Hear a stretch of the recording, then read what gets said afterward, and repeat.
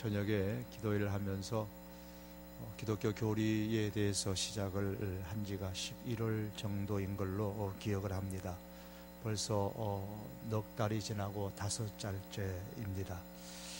한편으로는 괜히 시작했다라는 생각이 들 때도 있습니다. 왜냐하면 힘은 많이 드는데 때로는 생각하기에 따라서 그거 뻔하고 다 아는 내용 일찍이 우리가 신앙생활 오래 한 사람들이면 교리 부분에 대해서 많이 이런저런 단편적인 지식들을 갖고 있기 때문에 쉽게 생각하기 쉽기 때문에 또 어려움이 있고, 또 한편으로는 또 그렇게 쉽게 생각할 수 있기 때문에 준비하는 데 있어서 더 어려움을 느껴서 때로는 이거 괜히 시작했나라는 생각이 들 때가 있습니다. 하지만 저는 시작해서 끝까지 못 가더라도 시작은 하자라는 게 제 주의입니다. 남들은 끝을 못 내면 시작도 하지 말라고 하지만 저는 하는 것만큼 이익이다라고 생각하기 때문에 5을 하다가 그만두더라도 5만큼 이익이라고 생각해서 하는 데까지 계속해서 가려고 합니다. 저는 서론 부분에서 종교란 무엇인가에 대해서, 계시란 무엇인가에 대해서, 그리고 성경에 대해서 말씀을 드렸고요. 신론에 와서 하나님은 누구신가에 대해서 오랜 날 동안, 그리고 하나님은 무슨 일을 하시는가에 관하여서 말씀을 드렸습니다. 이제 서론과 신론을 넘어서서 이제 인간론을 시작할 차례가 되어졌습니다. 고대로부터 오늘에 이르기까지 인간의 주된 관심의 주제들 중에 하나가 바로 이겁니다. 인간은 무엇인가라는 거죠. 이게 왜 중요하냐면 우리 사람은 누구나 다 인간에 대해서 어떻게 생각하는가, 거기에 따라서 그 사람의 행동 양식이 결정이 되는 겁니다. 내가 누군가, 나는 어떤 존재인가, 거기에 생각하는 바에 따라서 자신의 삶에 결정적인 영향력을 행사하게 되는 겁니다. 따라서 나는 나를 누구라고 생각하는가의 이 문제는 인간의 삶에 있어서 대단히 중요한 문제입니다. 철학적으로 보면 인간론은 크게 비기독교적인 인간론과 기독교적 인간론으로 크게 분류를 할 수가 있습니다. 비기독교적인 인간론도 큰 테두리에서 보면 약 한 2가지 정도 혹은 3가지로 말하기도 하는데 약 한 2가지 정도로 우리가 말할 수가 있습니다. 그 첫 번째가 관념론적 인간론입니다. 관념론적 인간은 인간을 기본적으로 영혼으로 간주를 합니다. 그리고 몸은 이질적인 것으로 봅니다. 고대 그리스 철학자인 플라톤은 인간에게 있어서 실제의 본성, 본질은 인간의 지성 혹은 이성이라고 한 반면에 인간의 몸은 영혼에 있어서 걸림돌이다. 실제로 인간의 몸은 없는 것이 훨씬 낫다라고 그렇게 말할 정도로 인간의 몸은 아주 무시했습니다. 그래서 이들은 영혼의 불면성을 믿기는 하지만은, 인정을 하지만은 몸의 부활은 인정하지를 않습니다. 두 번째 인간론은 유물론적 인간론이 있는데 이것이 오늘날 우리들에게 많은 영향을 끼치고 있습니다. 인간은 물질적인 요소들로 구성된 존재고 인간의 정신적인, 감정적인, 영적인 삶은 단지 인간의 물질적인 구조의 부산물일 뿐이라고 주장을 합니다. 예컨대 마르크스는 인간은 단지 자연의 산물일 뿐이고 하나님의 형상대로 창조되지 않았다고 말합니다. 마르크스에 있어서 인간이라는 존재는 개인으로서의 인간은 중요하지 아니하고 오직 사회의 한 구성으로서의 인간만 중요하다고 강조를 합니다. 따라서 마르크스주의의 목표는 개인의 구원이 아니라 사회의 구원입니다. 그리고 이 사회의 구원을 위해서는 폭력적인 혁명적 행동이 필요할 수도 있다고 주장을 했습니다. 그의 이론에 동조하여서 한국에서 한참 데모가 기승을 부렸을 때에는 민중신학이나 해방신학이라는 것이 도입되어지고 또 자생적으로 만들어지기도 했죠. 이들은 모두 개인의 구원보다 사회의 구원을 강조한 바가 있었습니다. 또한 유물론적 인간론을 주장하는 사람으로서 스키너라는 사람을 들 수가 있습니다. 그는 자유와 존엄을 넘어서라는 그 책에서 한 사람의 행동은 전적으로 그 사람의 환경에 따라 결정된다 주장을 했습니다. 그는 인간 안에는 어떤 결정을 내는 정신은 존재하지 않는다. 인간 안에는 자유도 존엄성도 없다. 인간의 활동은 전적으로 환경에 따라 결정된다. 그러므로 만일 그 환경을 완벽하게 알 수 있다면 인간의 행동도 완벽하게 예측할 수 있을 것이라고 말한 바가 있습니다. 이 유물론적 인간론에, 특별히 스키너의 이 환경적 인간론에 대해서 많이 영향을 받은 사람이 다윈입니다. 그의 인간론 역시 유물론적 인간론에 속하지만 특별히 그의 추종자들이 많다는 측면 속에서 진화론적 인간론이라고도 말할 수 있을 겁니다. 크게 보면 유물론적 인간론 속에 포함되어지고 스키너의 환경에 따르는 유물론적 인간론의 영향을 많이 받았습니다. 1834년에 다윈은 비글호라는 배를 타고 남미 해안에서 좀 떨어진 갈라파고스 제도라는 한 섬에 도착을 했습니다. 그곳에서 3년간 방울새에 관하여 연구를 했습니다. 그는 한 특정한 방울새들을 번성케 하는 환경의 특성들을 주목하게 되었고, 영국으로 돌아와서 자신의 관찰을 더 완벽하게 보완하여 25년 후에 자연 선택에 의한 생존 경쟁에서 유리한 종의 보존에 의한 종의 기원에 대하여, 이게 이제 종의 기원이라 우리가 간략하게 그렇게 말하죠. 종의 기원에 의한 원 제목이 그렇습니다. 이런 이 자연 선택에 의한 생존 경쟁에서 유리한 종의 보존에 의한 종의 기원에 대하여라는 책을 출간하게 되었습니다. 이것이 다윗이 썼던 종의 기원이라는 책입니다. 이 다윈의 해석에 의하면 모든 것에 자연적인 원인이 있다는 것을 전제로 합니다. 자연적 원인에서 채택한 말이 바로 자연 선택이라는 말입니다. 다윈이 말하는 자연 선택이라는 말은 종에서 개별 간의 작은 차이들을 서서히 선별하여서 다른 것을 이기고 살아남는 눈먼 과정을 이야기를 합니다. 시간이 지나면서 점점 자연의 선택에 의해서 더 큰 사이즈의 종에서 유익한 차이들이 더 지배적으로 나타나서 이런 작은 변화들이 시간이 흐르면서 축적되어져 가지고 결국 종에서 종으로 극적으로 변형한다라는 겁니다. 이 종이라는 말, 종류에서 다른 종류로, 한 종류에서 다른 종류로 변형하게 된다라고 그런 이야기를 했습니다.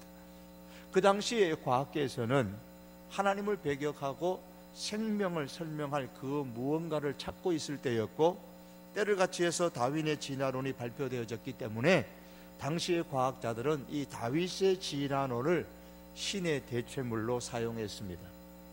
이제 생명의 기원을 어떤 신적 존재에 두지 않고 자연의 선택에 두게 되어졌던 것이죠. 그래서 이 다윈의 진화론은 생명의 기원에 대한 주장에 불을 붙이게 되어졌습니다.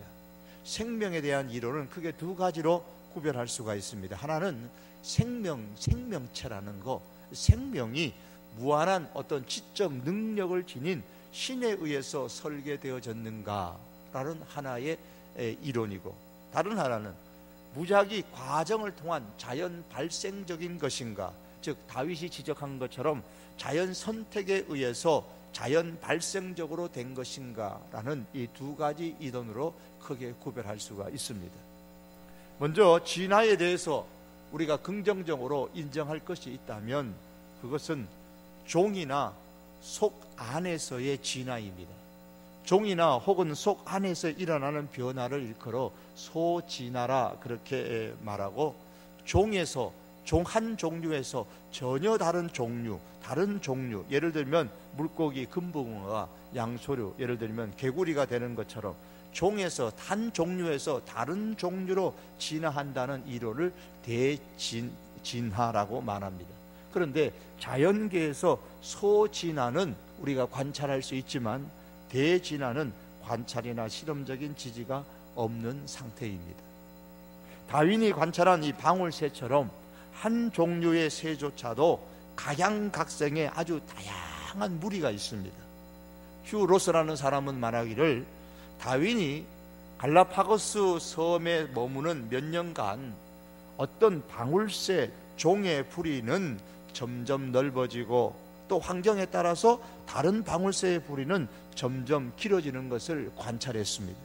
하지만 생물학자들이 지난 150년간 이 방울새 종들을 유심히 관찰한 결과 새들의 부리가 그 환경에 따라서 넓어졌다 좁아지고 길어졌다가 짧아지는, 즉 가지각양의 먹이 환경에 따라서 부리가 반응하는 것을 확인을 했습니다만 각 부리의 특징은 수단에 따라서 다양할 뿐이지 이 방울새가 완전히 종이 다른 종류로 변화되는 것은 전혀 없다고 말한 바가 있습니다.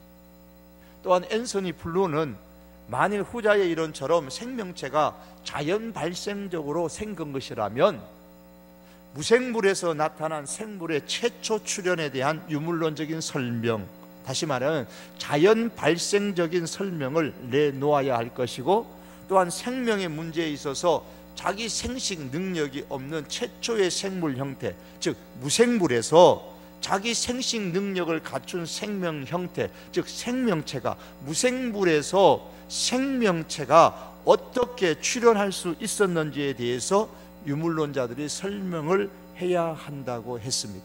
그러나 다윈 자신이 말한 것처럼, 비록 그가 주장하는 것처럼 종에서 종으로의 대진화에 대한 주장도 틀리지만 그가 쓴 책의 제목과 같이 그는 종의 기원을 이야기했지 생명의 기원을 말하지를 않았습니다. 다시 말해서 이미 존재하고 있는 생명체의 진화, 대진화, 즉 종에서 종으로의 진화에 대해서 말했을 뿐이지, 물론 그 자체도 잘못된 것이지만 대진화에 대해서만 말했을 뿐이지 생명체가 최초로 어떻게 존재하게 되었는가에 대해서, 즉 생명의 기원에 대해서 다윈은 말하지를 않았습니다. 그리고 철학자 존 홀데이는 생명 기원 이론, 즉 다윈과 그의 추종자들이 말하는 진화론들은 자기 생식이 물질적 토대 위에서 자연적인 방법으로 생길 수 있다는 것을 아직까지 보여주지 못했다 그랬어요. 자연 발생적, 자연 선택에 의해서 무생물이 생명체로 진화되는 것은 아직까지 보여주지 못했다고 말한 바가 있습니다. 그리고 노벨상을 수상했던 생리학자 조지 월드는 생명 기원에 대하여서 우리는 생명이 우연히 저절로 생겨났다는 불가능한 일을 믿기로 선택했다라고 그렇게 꼬집었습니다. 믿기로 선택한 것이지 과학적 증거가 없다 그 말입니다. 그는 이후에 생명체 이전에 존재하는 지성이 어떤 생명체가 존재하기 이전에 존재했던 그 지성이, 즉 어떤 신이 생명을 낳는 물리적인 우주를 만들었다라고 그렇게 결론을 내렸습니다. 즉 다시 말하면 조지 월드는 지적 능력을 가진 존재인 신을 전제하지 않고는 생명 기원에 대한 설명이 불가능하다라고 말한 바가 있습니다. 질환을 주장한 다윈조차도 말씀드린 것처럼 과학은 아직 생명의 본질이나 생명의 기원의 문제에 대해서는 아무것도 밝히지 못한다라고 말을 했습니다. 앤서니 플루는 생명체는 어떻게 생겨났을까, 최초의 그 생명체가 어떻게 생겨났을까라는 주제에 대해서 이렇게 결론을 지었습니다. 지구에서 볼 수 있는 목표 지향적이고 자기 복제, 또 낳고 또 낳는 그런 자기 복제하는 생명의 기원을 설명해내는 만족스러운 대안은 무한한 지성을 갖춘 정신 하나뿐이다 라고 이야기를 했습니다. 그러면 이 무한한 지성을 갖춘 정신이 무엇인가? 앤서니 플루는 계속해서 말하면서 나는 논증이 이끄는 곳으로 따라왔다. 논증을 따라오다 보니 자존하고 불변하고 비물질적이고 무소부재하고 전능한 존재의 실존을 받아들이게 되었다라고 그렇게 말했습니다.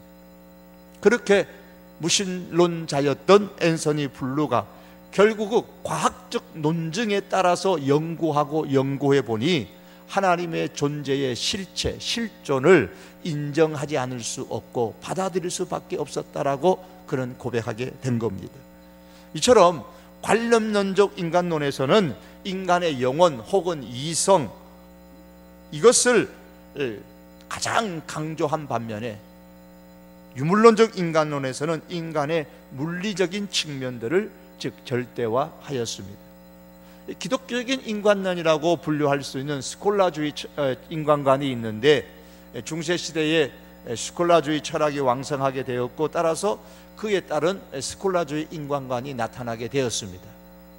이 스콜라주의 인간관을 기독교적인 인간관이라고 분류하는 사람들이 있지만, 그러나 이 인간론은 기독교적 인간론처럼 포장되어져 있지만 실제로는 성경이 말하는 성경적 인간론과는 분명한 차이가 있습니다. 스콜라주의 인간론은 아리스토텔레스의 철학에서 나타나는 이 관념론적 인간론에다가 기독교적인 관점의 인간론을 통합한 그런 작품입니다. 이런 잔재가 오늘 우리들에게도 아직 남아 있습니다. 예를 들면 육신의 죄와 영혼의 죄 중에 어느 게 더 심각한 죄입니까? 어느 게 더 중한 죄입니까?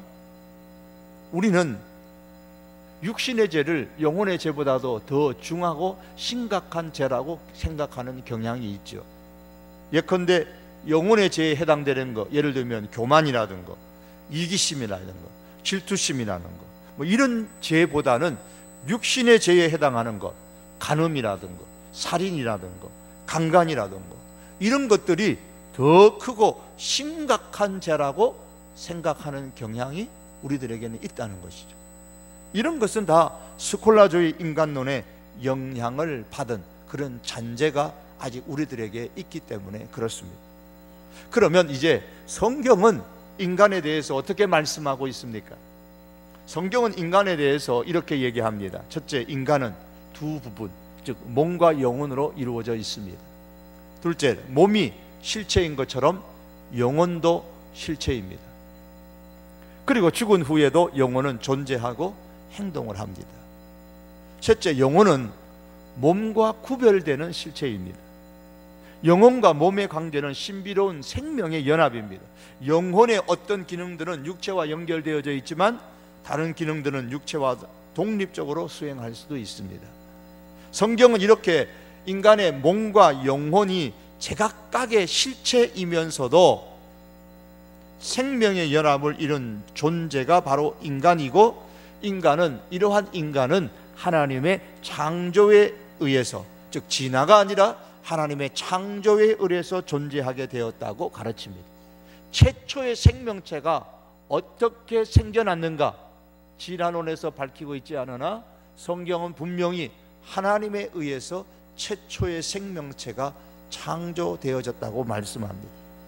인간조차도 하나님의 창조에 의해서 만들어진 피조물인 것을 말씀합니다. 즉 성경적 인간론은 창조적 인간론입니다. 성경은 창세기 1장 1절과 21절에서 태초에 하나님이 천지를 창조하시니라, 그리고 오늘 본문에 하나님이 사람을 창조하시되 라고 27절에서 말씀합니다. 하나님이 사람을 창조하셨습니다.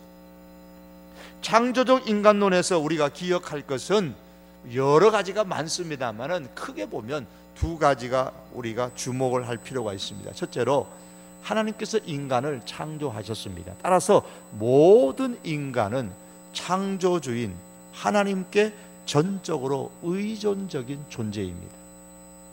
사도행전 17장에서 바울은 아테네 사람들에게 전도할 때에 하나님은 만민에게 생명과 호흡과 만물을 친히 주시는 분이시고, 우리가 그를 힘입어 하나님을 힘입어 살며 기동하며 움직이고 행동하며 존재한다라고 그렇게 말씀을 전했습니다.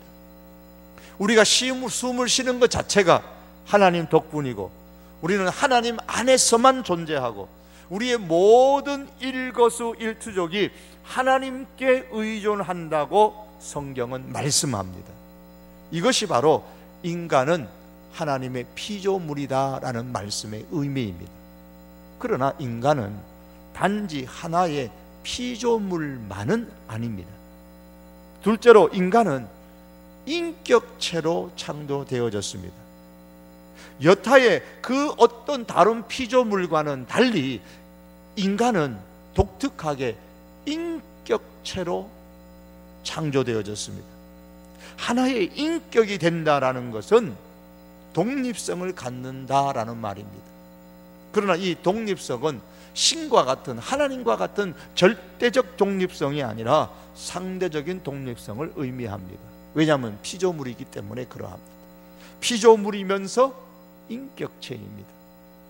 그러므로 인간이 독립성을 갖는 인격체적 존재라는 것은 자신이 결정을 내리고 어떤 목표를 정하고 그 목표를 향해서 움직일 수 있다는 것을 의미합니다. 여러분께서 오늘 하루 생각하고 행동한 것만 한번 돌이켜 보십시오. 여러분 스스로가 결정을 하지 않습니까?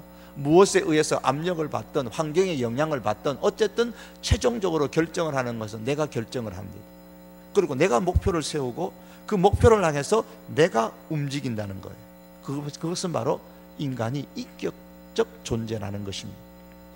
따라서 비록 상대적이긴 하지만 인간은 스스로 선택할 수 있다는, 결정할 수 있다는 의미에서 자유의지를 가지고 있습니다. 인간은 전적으로 자기 외부의 힘에 따라 자신의 진로가 결정되어지는 로봇이 아닙니다. 인간에게는 스스로 결정하는 자기 결정과 자기 감독, 스스로 통제하는 자기 감독의 기능이 있습니다. 요컨대 성경에 의하면 인간은 피조물인 동시에 인격체입니다. 즉 성경은 인간은 창조적 인격이라 그렇게 말씀합니다. 창조된 인격, 피조물성을 가진 인격이라고 말씀합니다. 인간이 창조된 피조물이라는 것은 하나님은 토기장이시고 인간은 진흙이다라는 뜻이죠. 반면에 인간이 인격체라는 것은 우리가 우리 자신의 결정으로 우리의 삶을 만들어가는 존재라는 뜻이기도 합니다. 성경은 이런 말씀을 합니다. 갈라디아서 6장 7절에 10절의 예를 하나 들면 이렇습니다. 사람이 무엇으로 심든지 그대로 거두리라. 자, 사람이 무엇을 심을 것인지가는 누가 결정해요? 사람이 무엇을 심든지, 즉 사람 자기 자신이 무엇을 심을까를 결정합니다. 왜요? 인격체이기 때문에. 자기의 육체를 위하여 심는 자는 육체로부터 썩어질 것을 거두고 성령을 위하여 심는 자는 성령으로부터 영생을 거두리라.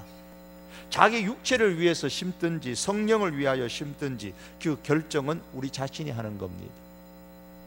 우리가 선을 행하되 낙심하지 말지니 포기하지 아니하면 때가 이름에 거두리라. 우리가 선을 계속 행할 것인지 아니면 포기할 것인지는 우리 자신이 결정하는 것입니다. 그러므로 우리는 기회에 있는 대로 모든 이에게 착한 일을 하되 더욱 믿음의 가정들에게 할지니라. 즉 기회에 있는 대로 우리가 누구에게 착한 일을 할 것인지, 모든 사람 누구에게 할 것인지, 아니면 믿음의 가정들에게 특별히 착한 일을 할 것인지를 누가 결정하느냐? 내 자신이 결정하는 겁니다. 그러므로 인간이 피조물인 동시에 인격체인 것은 인간의 신비로운 것이죠. 이것을 인간의 신비라고 부르는 이유는 의존성과 자유라는 이 개념은 사실은 서로 양립할 수 없는 거예요. 의존하는 것이면 자유롭지 못한 것이고, 자유롭다 그러면 의존성이 없어야 되는데 인간에게는 독특하게 이 의존성과 자유가 함께 연합되어져 있습니다. 그래서 인간은 신비로운 존재라고 말하는 겁니다. 의존성과 자유가 한 실체인 인간 안에 동시에 존재한다라는 것이 이해하기가 어렵지만 우리는 이 사실을 인정할 수밖에 없습니다.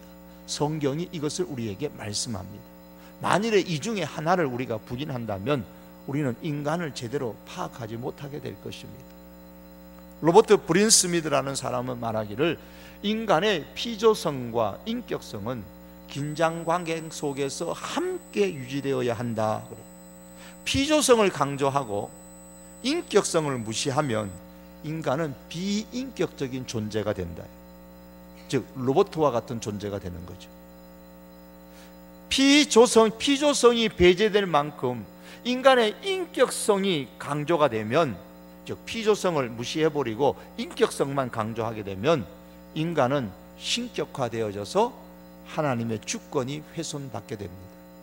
마치 인간이 하나님의 계획과 하나님의 목적을 거부할 능력을 가진 것처럼 하나님은 무력하게 무대 앞에서 인간의 인격성에 의해서 밀려나게 되고 말 것이다 라고 말한 바가 있습니다.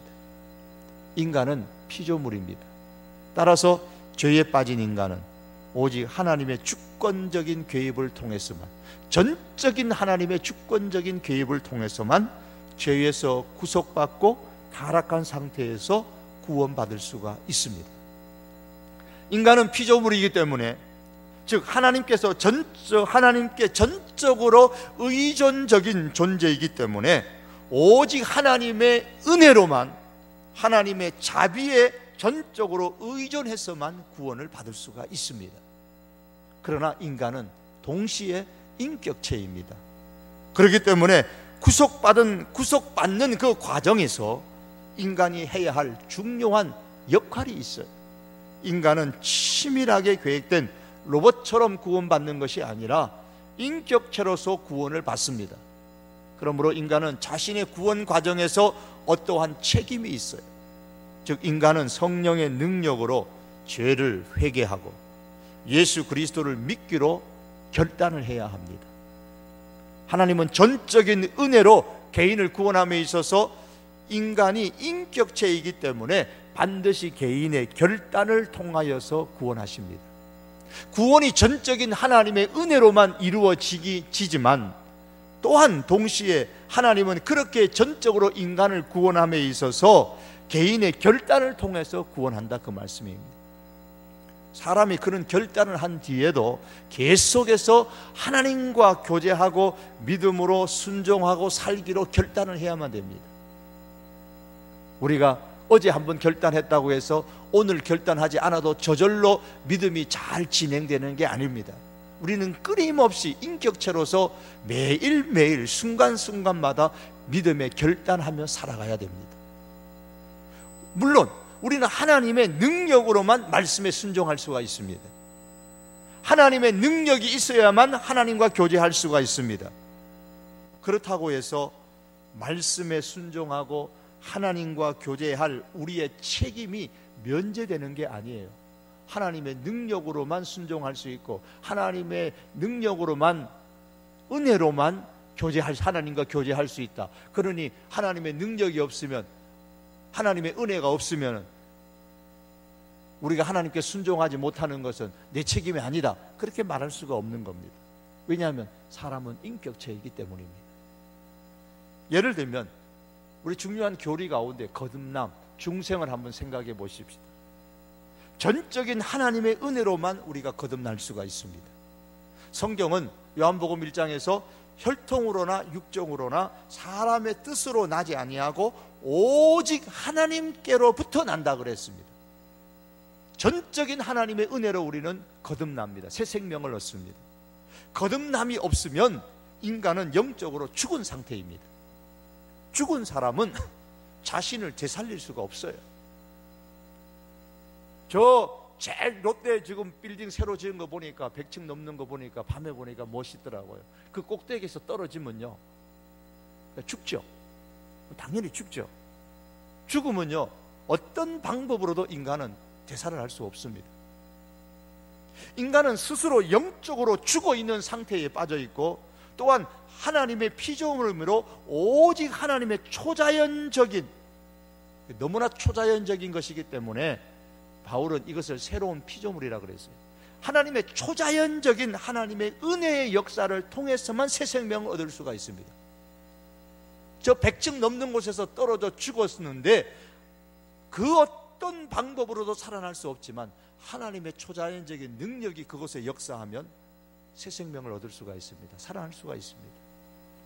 인간은 피조물이기 때문에 반드시 하나님께서 인간을 거듭나게 하셔야, 새 생명을, 새로운 생명을 주셔야만 그 영이 다시 살아날 수가 있는 거예요. 그러나 인간은 한편으로는 인격체입니다. 그러므로 복음을 들어야 됩니다. 자신이 그 복음에 대한 믿어야 됩니다. 들은 복음에 반응하고 그리스도를 마음에 받아들이고 그리스도를 따르겠다고 의식적으로, 개인적으로 결단을 내려야만 합니다. 그러므로 이 거듭남과 이 믿음은 언제나 함께 가는 것입니다. 왜요? 인간은 피조물인 동시에 인격적 존재이기 때문에 그렇습니다. 사도 요한은 요한복음에서 이 둘을 동시에 강조합니다. 요한복음에 보면 예수님은 니고데모에게 사람이 거듭나지 않으면 하나님 나라를 볼 수 없다고 말씀하신 이 뒤에 사람이 거듭나는 것, 그건 오직 하나님으로서만 할 수 있다 그랬어요. 요한복음에서 하나님으로만 할 수 있다. 그러면서 그 다음 뒤에 요한복음 3장 3절에서는 거듭남에 대해서 말씀하고 그 다음에 3장 16절에 내려가면 하나님이 세상을 이처럼 사랑하사 독생자를 주셨으니 그 독생자를 믿는 자마다 멸망하지 않고 영생을 얻게 하려 하심이라 그랬어요. 인간의 노력이 전혀 배제되어진 오직 성령의 사역인 이 거듭남, 이 거듭남은 사람이 하나님의 나라를 보려면 절대적으로 필요합니다. 하나님의 전적인 능력에 의해서, 성령의 역사에 의해서만 거듭날 수 있고, 거듭나야만 천국 가고, 거듭나야만 하나님 나라를 볼 수가 있습니다. 그러나 성경은 동시에 복음을 듣는 자의 믿음을 요구합니다. 믿는 자에게 멸망치 않고 영생을 주신다 그래서 개인적인 결단을 요청하고 있는 겁니다. 하나님이 거듭나게 하셔야 하고 인간이 믿어야 합니다. 그렇다고 해서 구원이라는 것이 하나님과 인간의 협동 작업이라 그런 말씀이 결코 아닙니다. 만일 그렇게 생각한다면 인간의 피조성을 무시하게 되는 거예요. 하나님의 은혜 언약을 이해할 때도 역시 마찬가지입니다. 인간의 피조성과 인격성을 동시에 연관시켜야 돼요. 자, 인간은 피조물이므로 언약은 그 기원에 있어서 무조건적입니다. 하나님은 자기 백성이 충족시켜야 할 어떤 조건과도 관계없이 은혜롭게 자기 백성과 언약을 세우시죠. 하나님께서 우리와 은혜 언약을 세우셨는데 우리가 어떤 조건을 만족시켜야만 은혜 언약을 세우는 게 아니에요. 무조건적으로 하나님께서 우리와 은혜 언약을 맺으시는 겁니다. 이스라엘 백성과도 마찬가지입니다. 그러나 인간은 인격체이기 때문에 하나님은 자기 백성이 그 언약의 복을 누리기 위해서 어떤 조건들을 인간 스스로가 결단하여서 충족시키시기를 요구하십니다. 하지만 사람들은 능력을 부여하시는 하나님의 능력을 통해서만 이 조건들을 충족할 수가 있어요. 하나님께 의존해야만 하나님의 능력을 받아서 이 하나님께서 제시하시는 조건들을 충족할 수가 있는 겁니다. 그러므로 은혜 언약에서 하나님의 주권적인 그 은혜와 인간의 진지한 책임이 둘 다 뚜렷하게 나타나고 있습니다. 여러분, 이것은 굉장한 이 인간론에 대한 성경이 말하는 두 가지의 큰 물줄기를 지금 얘기한 거예요. 우리 장로교, 우리 성도교가 소속된 장로교회에 있어서는 칼빈주의, 총신대학교는 칼빈주의입니다. 이 칼빈주의에서는 인간이 하나님의 피조물인 것을 강조하기 때문에 상대적으로 하나님의 주권, 절대적인 주권을 크게 부각시키고 있는 게 사실입니다. 반면에 알미니안주의, 장로교 말고 감리교에서는 알미니안주의입니다. 인간이 인격체로서의 창조되어졌음을 강조하기 때문에 인간의 자유의지를 강조하여서 인간의 자발적인 결단과 지속적인 신실함을 부각시키고 나타내고 있습니다. 강조하여 나타냅니다. 오늘날 우리 성도들은 과거에는 뭐 새 찬송가냐 아니면 그냥 통합 찬송 뭐 헌찬송가냐 구별해가지고 여기는 장로교구나, 이거는 합동이구나 아니구나 이런 것도 판단하고 자기 교회를 결정할 때에 교단을 따라서 결정하는 사람들이 많았는데, 요즘에는 교단을 별로 안 따져요. 장로교 사람도 얼마든지 감리교도 가고요, 뭐 순복음도 가고, 순복음의 사람이나 감리교의 교인들이 뭐 근처에 또 장로교가 있으면 장로교에 가고, 그런 구분을 별로 안 해요.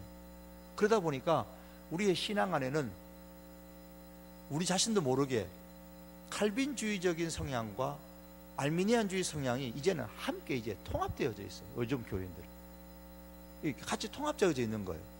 제가 이렇게 말씀을 드리면 칼빈주의 입장에서 쭉 자라난 사람은 이게 맞는데 생각하고, 알미니안주의 속에서 처음에 신앙생활하고 뿌리를 받은 사람은 이쪽이 맞는데 그렇게 생각을 합니다. 그러나 여러분, 이건 저는 칼빈주의자죠. 총신을 나왔으니까 칼빈주의자고, 장로교 교인이에요. 어려서부터 장로교 교인이고 장로교의 신앙을 가졌습니다. 그러나 중요한 것은 어느 것이 옳은가의 문제가 아니에요. 어느 쪽이 무엇을 더 많이 강조하고 있느냐의 문제입니다. 칼빈주의에서는 뭘 더 많이 강조하고 상대적으로 무엇을 조금 소홀히 하고 있느냐. 알미니안주의에서는 무엇을 더 많이 강조하고 무엇을 조금 소홀히 하고 있느냐라는 겁니다. 다시 말하면 성경은 하나님의 궁극적인 주권을 강조합니다. 인간은 하나님의 피조물이므로 하나님의 궁극적인 주권을 강조하는 거예요. 그러므로 이 하나님의 주권을 결코 무시해서는 아니 됩니다. 그렇다고 해서 인간의 그 신실한 책임성 또한 무시해서도 안 됩니다. 성경은 인간을 하나님의 피조물이요 인격체로서 창조하셨다고 말씀하기 때문입니다. 이제 결론을 내려고 합니다. 하나님은 인간을 창조하셨습니다. 그리고 그들에게 복을 주셨습니다. 그리고 그들을 창조하신 모습을 보시고 심히 좋았더라 그랬습니다. 물론 하나님의 형상으로 창조하셨다는 이 말씀은 다음에 기회가 있을 때 한 번 더 드리려고 합니다. 어쨌든 하나님은 인간을 하나님의 형상으로, 즉 피조물로 인격체로서 창조하시고 보시고 심히 좋았더라 그러셨습니다. 하나님의 피조물이요 인격체인 인간은 하나님의 복을 받기에 합당한 존재입니다. 하나님은 창조하신 인간에게 복을 주셨습니다. 하나님께서 보시기에 완벽한 힘이 좋은 존재가 하나님이 창조하신 인간입니다. 비록 인간의 타락으로 말미암아 이를 상실하였지만은, 그러나 예수 그리스도의 구속으로 말미암아 하나님의 형상이 회복되었고 또 회복되어져 가고 있습니다. 그러므로 우리는 항상 인간을 생각할 때에, 나는 누구인가를 생각할 때에 나는 하나님의 피조물이요 인격적 존재라는 사실을 잊지 않기를 바랍니다. 나라는 이 존재는 하나님의 피조물로서 하나님께 전적으로 의존적인 존재입니다. 하나님을 떠나서는 존재할 수 없는 것이 나라는 존재입니다. 그러므로 매사에 모든 일을 함에 있어서 하나님의 은혜와 능력을 간구하고 의지하는 우리들이 될 수 있기를 바랍니다. 동시에 또한 나라는 존재는 인격체적 존재로 창조되어졌다는 사실을 기억하고 끊임없는 믿음의 결단을 내리고 믿음의 결단을 내려서 그로 통해 예수 그리스도의 전적인 은혜로 받은 이 하나님의 형상의 회복을 향한 끊임없는 신실한 노력을, 책임감을 가지고 그렇게 다 할 수 있는 믿음의 사람들이 될 수 있기를 주님의 이름으로 축복합니다. 기도하시겠습니다. 살아계신 우리 하나님 아버지, 사람들은 때때로 인간의 몸만을 중요시기고 때때로는 인간의 영만을 중요시하지만, 하나님께서는 인간이 어떤 존재로부터 자연적으로 진화된 존재가 아니라 하나님의 창조된 인간이라고 분명히 말씀해 주셨습니다. 하나님께서 우리를 피조물로 창조하시고 또한 인격체로서 창조하셨음을 하나님 우리가 믿습니다. 주님, 우리가 피조물로서 전적으로 하나님께 의존하는 그런 하나님의 사람 되게 하여 주시고, 하나님의 능력이 없으면, 하나님의 은혜가 없으면 한순간도 살 수 없음을 고백하며 끊임없이 하나님의 능력과 하나님의 은혜를 강구하고 그 능력과 은혜 안에서 살기로 신실하게 책임감을 가지고 노력하고 또 노력하는 저희들을 되게 하여 주시옵소서. 그래서 그리스도의 장성한 분량까지 이 땅을 살아가며 우리의 믿음이 성장할 수 있도록 은혜 베풀어 주시옵소서. 예수님의 이름으로 기도하옵나이다. 아멘.